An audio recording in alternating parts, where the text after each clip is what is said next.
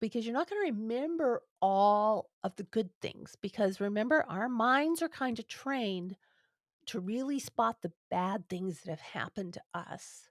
Hey, everyone, and welcome back to season 3, episode 1 of Digging Through Dominoes. I'm your host, Teri, and let's get into today's topic. There's been a little bit of a gap here, and there's been a reason why. I will get to that in a minute. But the last episode that I had up from last year was on memories. And if we're pulling up the right memories, if they're keeping us stuck, they're helping us heal. And I want to continue on that theme because as I came out of 2023, I think as a lot of us, we were just really tired. And the last few years have just really sucked in so many ways. And I came out of 2023 really thinking I hate 2023 was one of the worst years ever. Why? And I thought, wait a minute, Teri, wait a minute.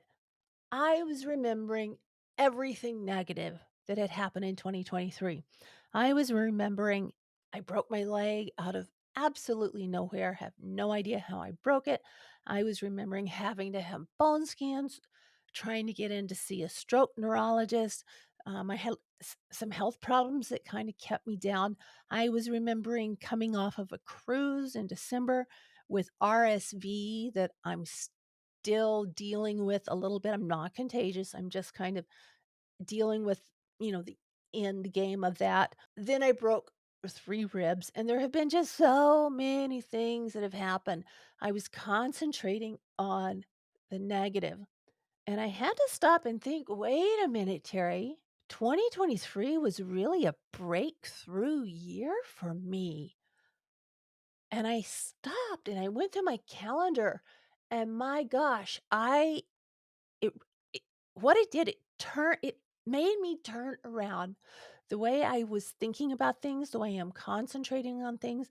I think a lot of us that have a trauma background, traumatic childhood, trauma background, bad relationships and such, I think a lot of us expect the bad to continue. And so when the good happens, I think with that background, a lot of times we tend to focus on the things that are familiar to us, the bad, the negative. Those are the things that kind of hold us. And we need to get rid of that mindset. I had to get rid of that mindset. I sat with my calendar on my iPad and I started looking. Oh my gosh, 2023 was freaking phenomenal for me. And it started out with something that was good that came out of something horrific, the death of my son in October of 2021.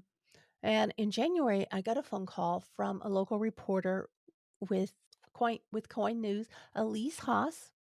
Now that I say that, I'm going to have to fact check it because, okay, yes, because we did something with another news station as well.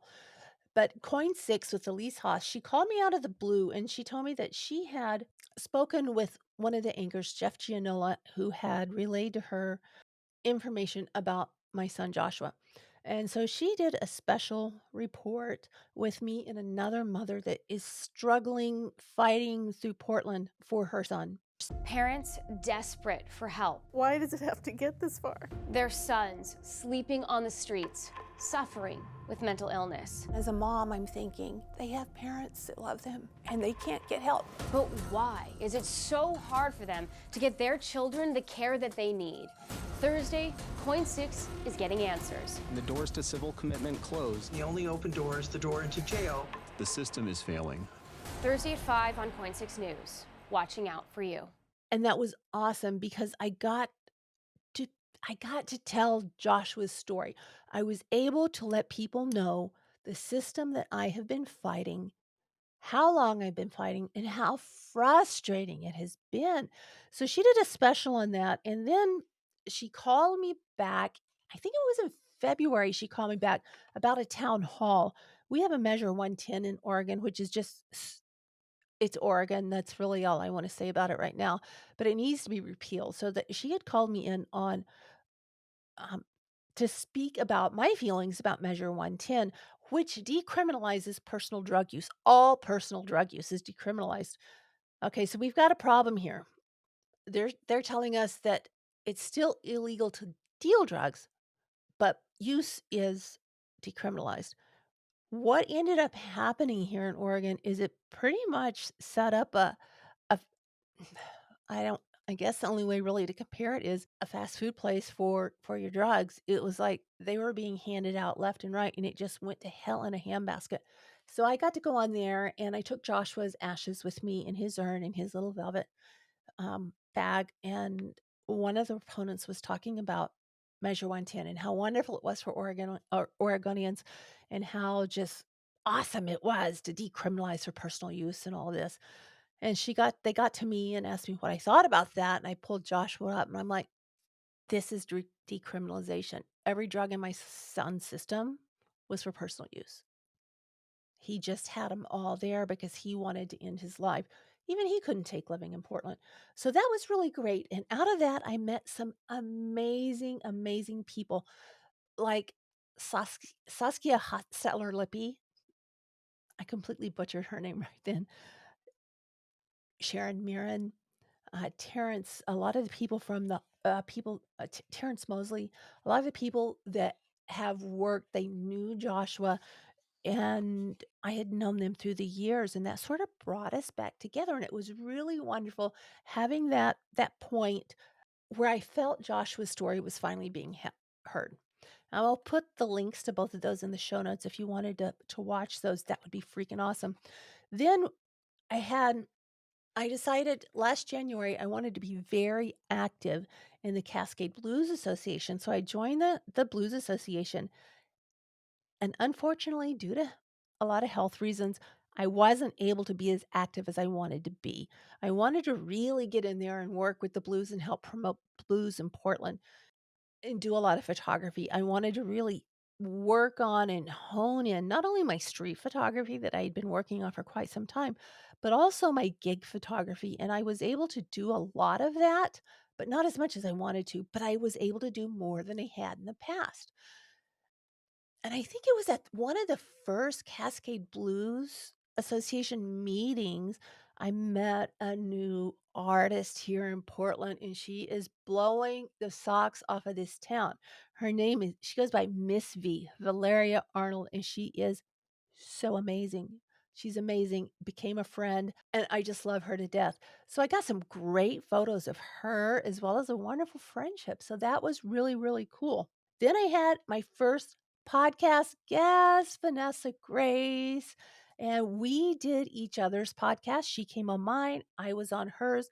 She is one of these people that just radiates joy and energy and good vibes and just fun times. She's one of these people that just says, "Hey," you feel like you could just hang out with this woman forever. So I'll link that in the show notes as well. She blew me away. She was so awesome. Then I'm still trying to figure out, okay, Terry, what the heck else happened? Because it was a pretty freaking good year. Get rid of all the negative stuff. Let's not think about that. What else happened? What was good that I can hang on to? You know what? I made a lot of progress. Each month in therapy, I made a lot of progress. But let's get back to some of the things that happened, and I'll tell you about the progress in just a second. I started a leg sleeve tattoo for my grandkids. I have Anna Grace.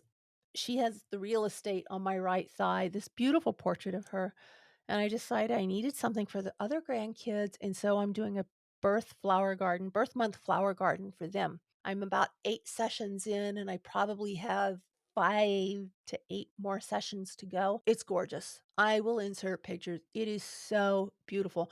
So I've got the flower for my kids and for my grandkids, and it's going to come up my leg. It's going to cover another really ugly tattoo that I had done a few years ago. And so I'm really excited about that. I have another appointment at the end of this month. So I'm pumped. I'm pumped. I'm pumped. I really, like I said earlier, pumped up my gig photography.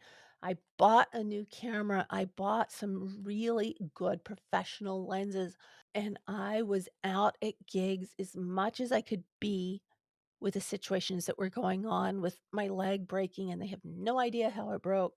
Different things that were coming up were keeping me kind of stuck, but I was trying to persevere. I was trying to push through it and do, all of these things.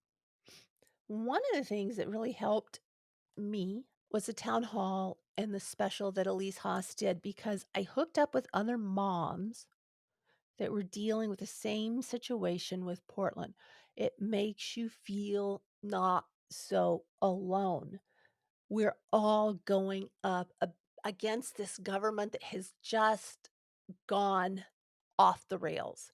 Portland is, in my opinion, one of the worst places in the country to live. But it's still a really pretty place to ride your motorcycle, which I got to do some this year. Some rides around Timberline, some rides around I was going to say Mount Rainier, that's in Washington, around Mount Hood, going down the back of Mount Hood, dropping into Hood River, and then coming up that way. That was amazing. Being on my motorcycle always gives me a sense of accomplishment and a sense of I can do something. We get to my birthday month, which has historically sucked. It's just sucked. And on my 60th birthday, I had it. And I said, you know what? I'm not going to be here for my birthday anymore. I'm going to be out of the country. And so my friend Lindsay and we flew to London and then to Athens and then to Santorini. And we had the most incredible time. I did. Lindsay was having some physical problems. She was in some pain. And I felt horrible about that. But still, she had a wonderful time. We both had such an amazing time in Santorini, met great people, great friends. And one of the guys there kind of knew the backstory of my birthdays and how they've historically gone. And he had a friend on the other side of the island that did a fireworks display for me on my birthday. What's it for? You did this? You did this? Yeah, oh my god! You did this? Yes. I have friends on the other side of the mountain. I just give them a call, that's it. Are you serious right Yes. now? It just left me crying. It was so amazing. And the people, the staff at the resort we stayed out there, they're friends. They're not staff members. They have become friends of mine. So, I've got these new people in my life. They speak English. Unfortunately, I don't speak Greek. I need to speak Greek because I'm looking at property in Greece. I would like to live in Greece. I found some properties. There's a little bit of a sticking point because I don't speak Greek. I need to learn Greek. Eventually, that's where I'd like to end up. So that was culturally, that was just amazing. It was so much fun to see the people, to see how people lived that aren't in America, that aren't under the pressures that we're under all of the time. They were lovely, lovely, lovely people, and I just count it as such an honor to be able to do that. This is just May, and my year was rocking, and I had at coming out of this year, I'm thinking, "Man, 2023 just really sucked." It didn't. It didn't in any way. Then there were some very unfortunate things, but out of those unfortunate situations came very big blessings. I lost two of my closest friends, Mike, who lived in Eastern Oregon, and Keith, who was one of my writing friends. He and his wife are so amazing. We lost Keith and Mike, but out of that came their celebrations of life and being around and being able to really celebrate the essence of who these people were and how their legacy is going to live on, not only in my life, but in the lives of everyone they touched.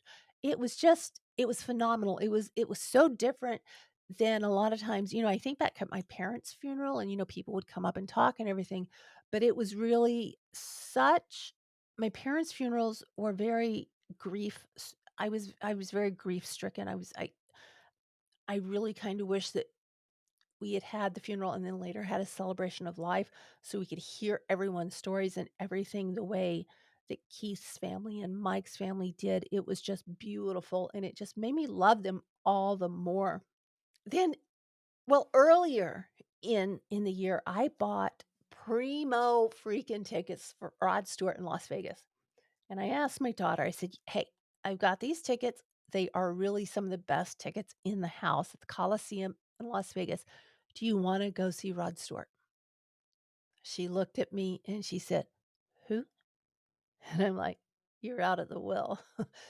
So I started naming some songs and she said, "Oh, yeah, yeah, I know him." So she brushed up and, that was amazing because Nikki and I have not been able to spend the time like Michael and I have. Each year, Michael and I have taken a road trip, a photography road trip. We went to meet his sisters and their mom, and we've had Michael and I have had some wonderful journeys, but I haven't had that opportunity with Nikki. So Nikki and I went to Vegas for a girls' time in Vegas, and oh my gosh, girls' time in Vegas is amazing. You get to do all the things you can't do when you're going with other people that don't want to do the things you want to do, like see the Van Gogh exhibit. Nikki wanted to go see the Princess Diana exhibit. But I tell you, the highlight of the trip was watching my daughter love Rod Stewart. I have this picture, I think, if I insert it here. She was taking pictures. She loved it. It was cool to hang out at a couple of little lounges, little bars with her and drink, and we shopped. And she's not a good influence when we shop, but we shopped and we drank and we ate and we partied and we saw Rod Stewart and had such an amazing, amazing, amazing time. I got fantastic pictures of Sir Rod and everyone in that concert, and it was just marvelous. So the weekend I think Nikki and I got back on the 17th. On the 18th, I picked up my new German Shepherd puppy. She's a champion working line German Shepherd. She's from East Germany, or her parents are East German. And the titles, the pedigree on this dog is amazing, but she has been a hellfire. The thing is, she's got the most sweet, innocent face you would ever want. She's going to be an amazing addition to my family. Then another thing, we get to December. I mean, every month it was something just spectacular had happened. And here I am thinking of all the negative things and then turning around and start to think of the positive things. And that's something I want to challenge you to do. Go through your day planner and see what really happened that was so wonderful. Oh, I forgot. I shouldn't forget because this was amazing. Before Nikki and I went to November was really busy for me. The first week of November, I went to Houston and I was able to spend time with my aunt and my uncle and my cousin and just spend time with no agenda. They saw me as I am today, not as I was in the past, not as I was when I was at the depths. And they were very willing to offer me a chance to love me, to let me know I'm okay. And that was so healing. It was so healing to see my uncle and to see my aunt and my cousin and just come together in this beautiful way that I never thought was possible before. So that was great. And then I think it was on my way to Houston, I met a gentleman named Tim Story that many of you may know who he was. I had no idea who he was. And we got to talking, and I think I'm going to join his World Shakers for Women. So I think on the 28th, next Sunday, next Saturday night, I have my first meeting with him. We're going to see how that goes. He's a life coach, personal coach for all these different people. Like I said, I had no idea who he was. I'm just sitting there and we got to talking about his backpack, and I saw his name on his backpack and I'm like, this dude is different. So I Googled him and I'm like, whoa, he would have never let on to any of that. And it was really cool. Get home from that. And December 3rd, I had again, if I go to a concert, I don't go to a concert to sit in the back. I don't go to a concert to sit up in the top. No, I want to be in the action. So I had bought tickets for King and Country, which was one of my son's favorite groups, and we got in the pit. We were probably 3 rows back, right in the middle. Fantastic pictures of that, and to see my son see this group that he loves so much, it was like seeing Nikki love Rod Stewart. So to see Michael have the fun he did and the smile on his face and the energy they gave off. And again, I got phenomenal pictures because I'm just like right up there in the midst of things. I really learned to use my iPhone a lot more for photography where I hadn't in the past. I had relied on my Canon R5. My gosh, beautiful photos, just beautiful photos. So then okay, that was on December 3rd, and then I thought, wow, when was it? It was maybe the next week or the week after that. I left for the Caribbean, flew into Miami, and it was kind of scary when going to the hotel and there's crime tape. It was a pretty famous restaurant at this hotel. There's crime tape everywhere. There are police cars everywhere, and I'm thinking, holy crap, what is going on here? Go to the room, and I'm thinking, okay, the good thing is there are police everywhere. The people in the hotel though, they were like, "Oh, this happens all the time. No big deal." I'm like, "Huh, you don't just put crime tape up for no big deal." There was a big deal. That was the night before I started the cruise and got on Norwegian Cruise Lines, which I had never taken before. What a luxurious ship. It was just absolutely spectacular. And to leave the United States and the waters of the Caribbean and forget everything for 2 weeks was so wonderful. Again, met wonderful people, got wonderful shots. That's really something I'm working towards. I'm kind of pivoting to doing more professional photography, working on my portfolio. I've got a photo book coming out, which I'm excited about. It's my black and white fine art photography. I'm really pumped about that. But to be in the Caribbean, be in the warm sun, I am one of those people that suffers from seasonal affective disorder. So to get out of here in December when things are getting really icky and wet and just gross here, it was so much fun until it was probably the day before the cruise ended. I started feeling I was getting a cold. Ended up, I had RSV. I kept testing for COVID. It was negative. It was negative. Flew home and just died. I got so sick. And then on the 29th, thank goodness it was the end of the year. On the 29th, there was an accident and I broke the right side of my rib cage. Multiple ribs in multiple places. And it was a pretty traumatic break. But you know what? The good in that is something that happened. It's not pulling up a fantastic life-altering memory like 2023 was for me. I can look back at my pictures in Greece and think, "Oh my gosh, this changed my life." The confidence. It really started the end of 2022 when I went to Washington, D.C. and toured DC alone. I went for my uncle's memorial at Arlington National, which was just so moving. And I met a guy my dad had gone to school with, which was kind of cool. Got to hook up with my aunt and my cousins, and we just had a fantastic time. And they left before I did. I spent some more time in Washington and really soaked in the sights. And I've never been in a city where I cried pure tears of joy for being there. Washington, D.C. Holds a very special place to me. One, my father was there a lot. And two, American history. I mean, dude, that's my thing is American history. I love it. I love it. It really started off with that.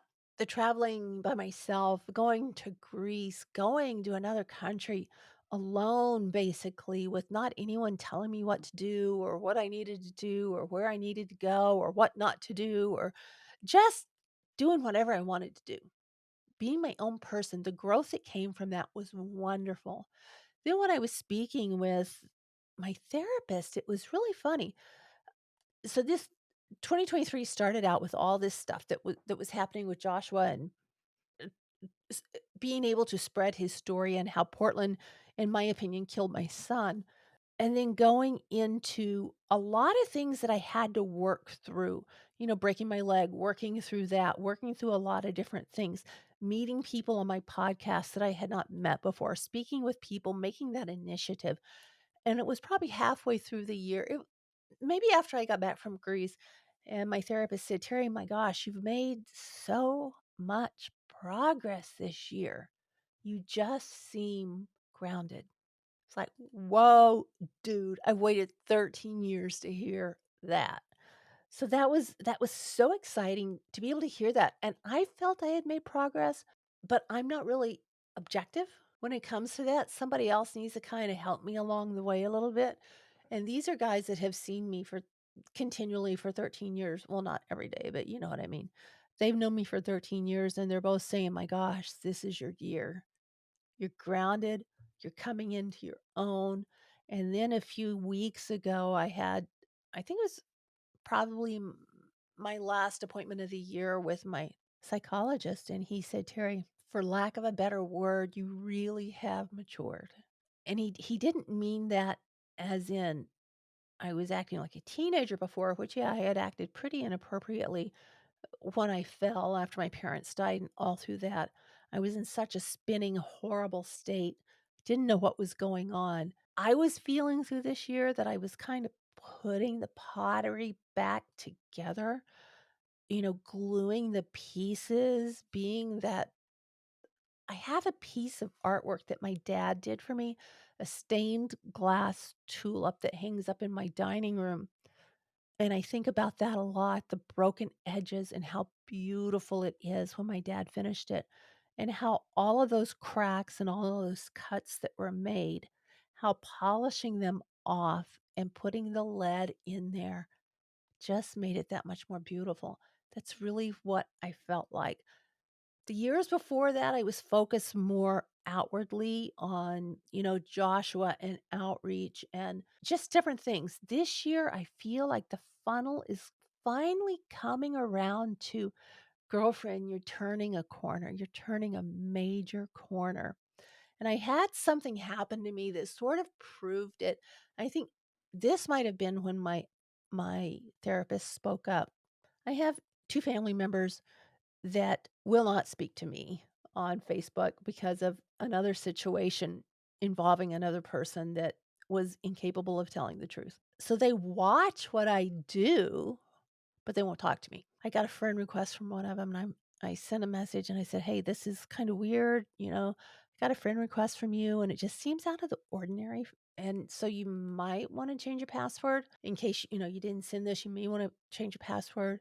And if it was you, I love you. Have a wonderful Christmas. Have a wonderful holiday season.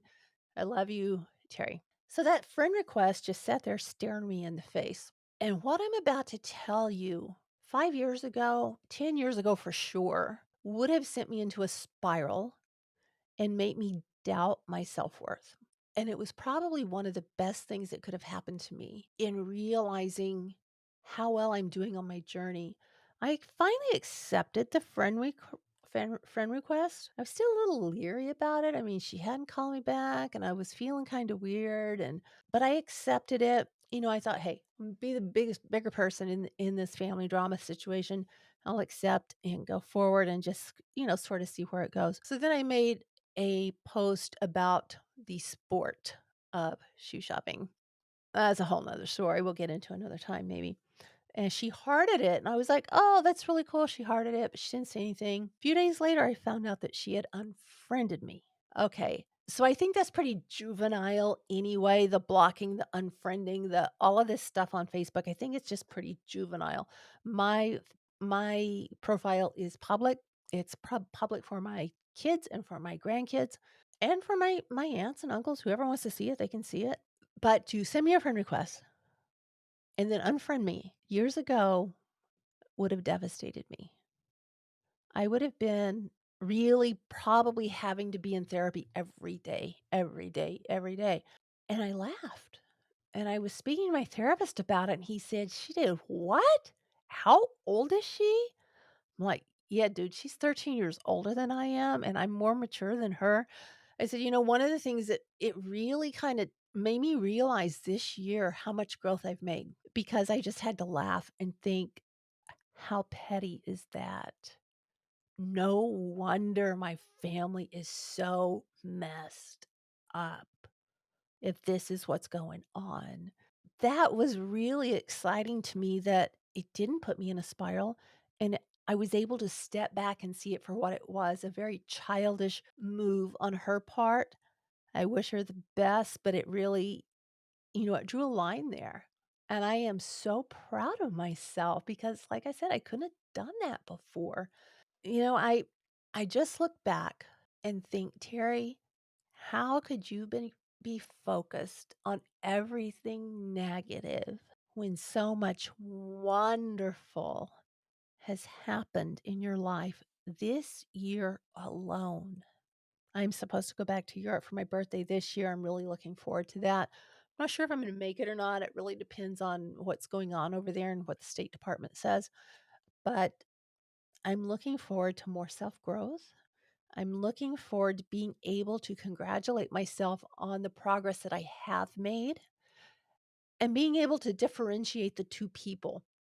The part of me that was completely dissociated before, the part of me that was picking the pieces up alone, the part of me that just kept going.